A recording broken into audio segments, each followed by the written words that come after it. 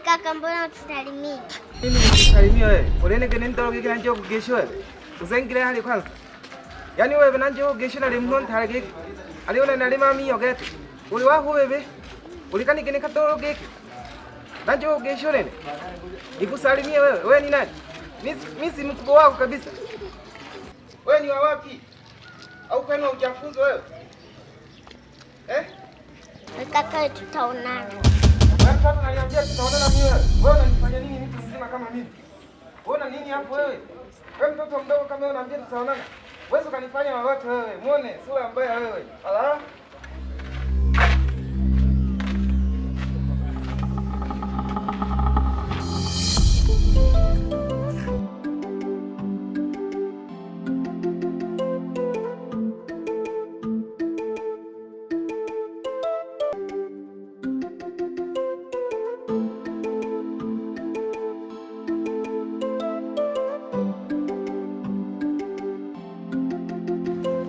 Mkangu.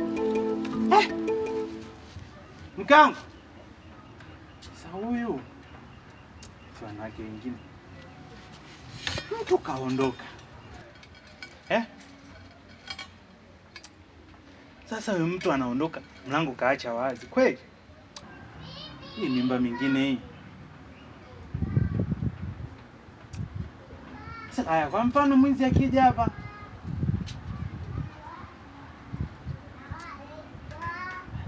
Sema kupata mimi, yani mwanamke mwenye mimba kazi kweli. Sasa nitafanyaje? Ndio mke sasa.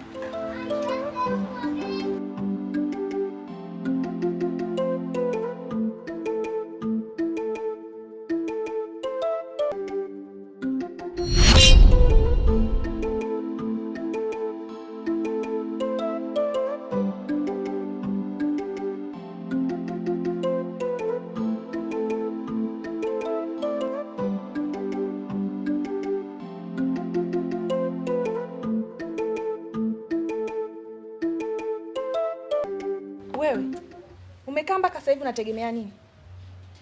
Kwani unataka nifanye nini? Na hivi vyombo naoshana? Si wewe hapo. Mimi. Wewe. Vyombo hivi ving'ae. Na utafanya usafi ndani. Upike chai unywe mwenyewe, mimi usinipikie. Kwa nini sasa? Wewe unaenda wapi?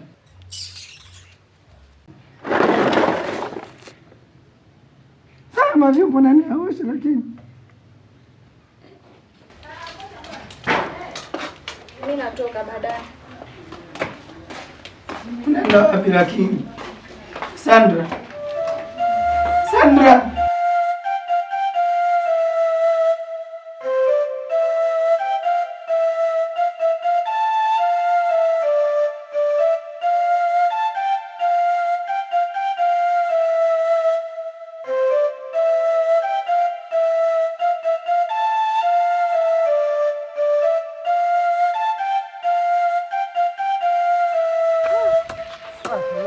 Shemeji, za siku nyingi? Nzuri shemeji yangu. Upo mzima kabisa? Mimi niko poa. Aisee, umeadimika shemeji. Wapi? Nipo tu. Unatembea peke yako, ndugu yangu yuko wapi? Kaenda shamba. Siku hizi anawahi shambani huyo jamaa. Nakuona sasa, mbona unatembea na jua lote hili?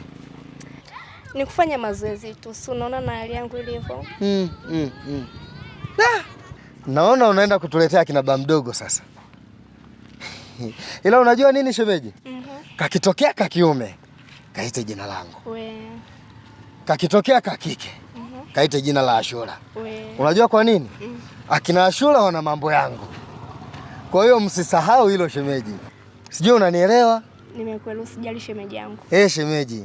Kwa hiyo ila anyway nikutakie safari njema shemeji yangu. Asante. Endelea kufanya mazoezi. Asante shemeji yangu, nawe pia. Haya shemeji, tutaonana.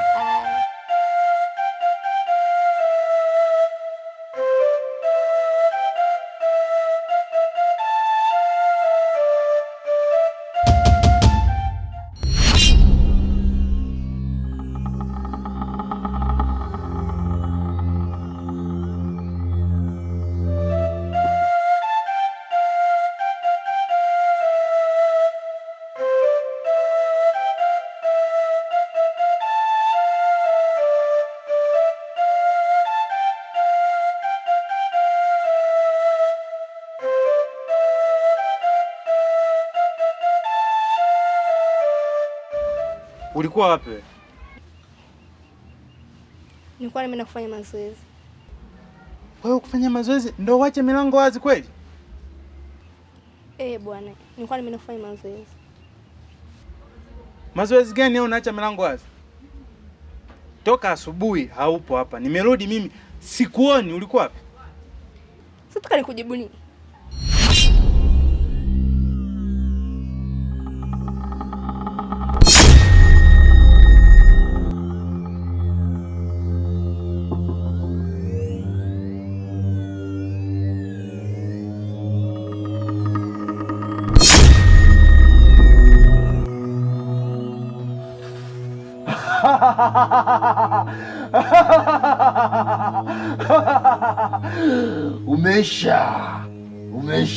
Umesha. Eti katoto kakizaliwa kaashura, mimi ndo mchawi ambaye sina huruma. Hatimaye naenda kulipiza kisasi cha muda mrefu. Wazazi wangu waliuliwa bila huruma. Naenda kulipiza kisasi. Nitakuja nikupige siku wewe. Usijione umebeba mimba ya dunia.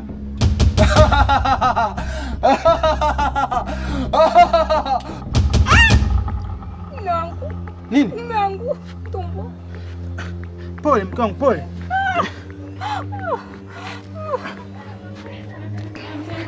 Twende. Jikaze mke wangu, jikaze. Mke wangu.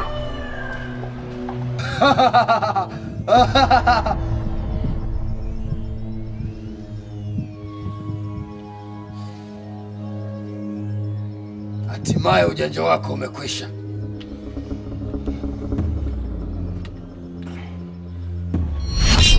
Mke wangu.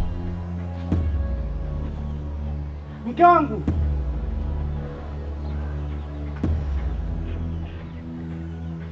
Mke wangu, amka basi. Amka nenda hospitalini. Mke wangu, amka.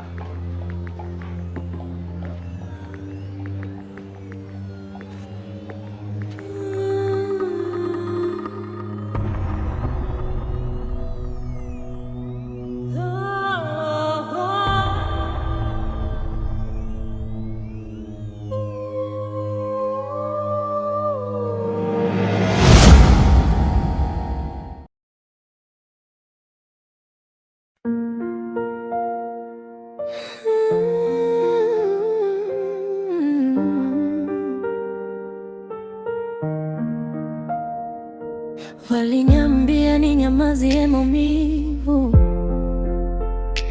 lakini historia ya damu haiwezi kufichwa.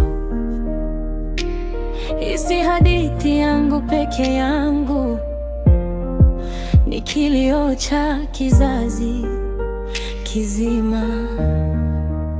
Nilizaliwa kwenye ardhi ya giza na hofu, kijiji kinaishi kwa mizimu na viapo. Mtoto anaambiwa nani wa kuchukia kabla hajajua maana ya kuishi. Mama alilia kimya, baba kanyama, kweli kazikwa pamoja na waliokufa. Nikakuwa nikiwa na maswali mengi, majibu yote yakiniambia vumilia.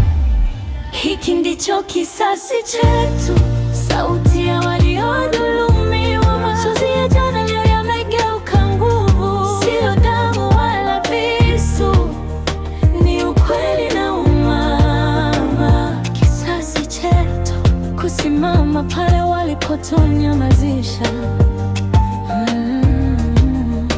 Makaburi yanabeba siri za ukoo, majina yanaitwa usiku kwa hofu. Walisema lazima damu ilipe damu, ndipo kijiji kipate amani ya uongo. Niliona haki ikiwa hadharani, wazee wakisema ndivyo ilivyo, lakini ndani ya roho yangu nilijua huu mzunguko lazima uvunjike.